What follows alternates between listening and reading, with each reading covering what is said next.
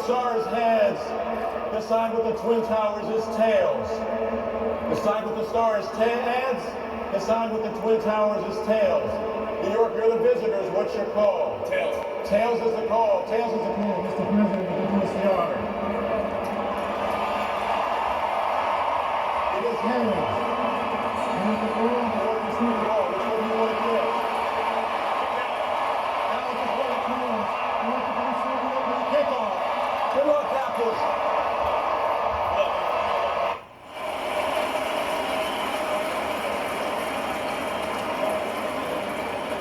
Ladies and gentlemen, on this 15th anniversary of the September 11th attacks on our country, the National Football League, its teams and players ask that we remember the events of that day and our nation's resilience with a special message from President George W. Bush.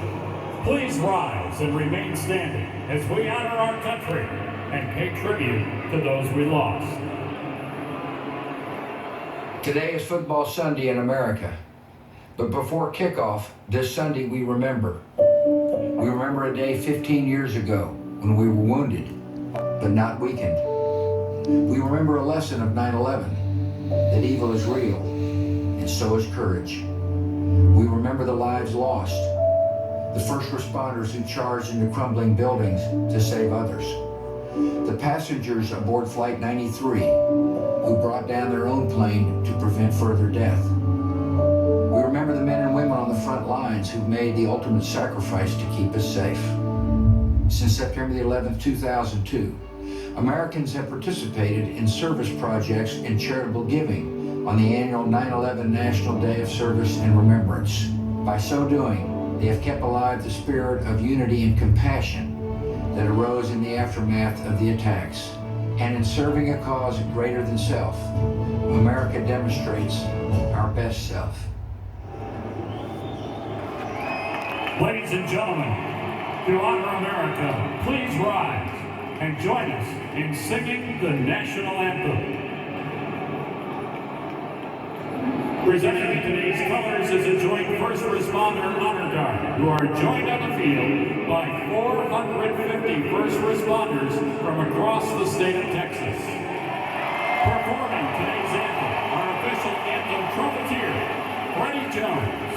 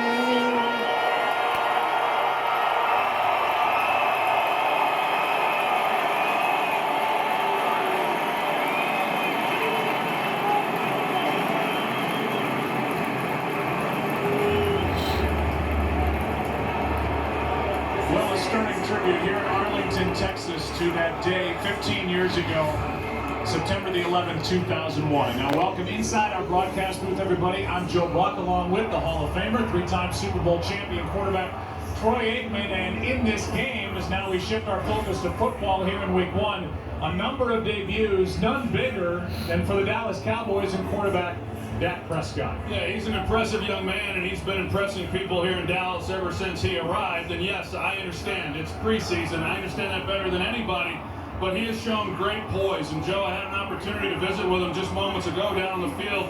He's confident. He feels like he's prepared for this moment. And I, along with 90,000 other people at this stadium, are really looking forward to watching him play. On the other side, you've got the New York Giants. A lot of money spent on the defense. They really made a heavy investment there to get better, and they have.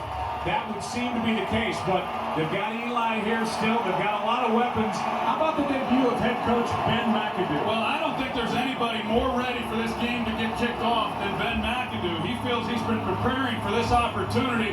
He's excited about the moves that have been made on the defensive side of the ball, but what gives him most confidence is that there are no question marks with his signal caller. Eli Manning now in his third year in this offense. He's played great. He's got more weapons this year. Should be another great season for him. We'll hear from Aaron Andrews after the kickoff, and we will settle into this game. You watched the coin toss before. George W. Bush flipping the ceremonial coin, and it's the Dallas Cowboys who win the toss, and they have elected to receive. That means Lucky Whitehead is waiting for the kick, and that means we will see young Mr. Dak Prescott and young Mr. Ezekiel Elliott right out of the gate. With this good offensive line for the Dallas Cowboys, protecting and opening holes for those two. And there's Zeke, as they call him, the fourth overall pick from Ohio State. Glad you're with us today on Fox, and away we go. Happy New Year, everybody. Whitehead decided better.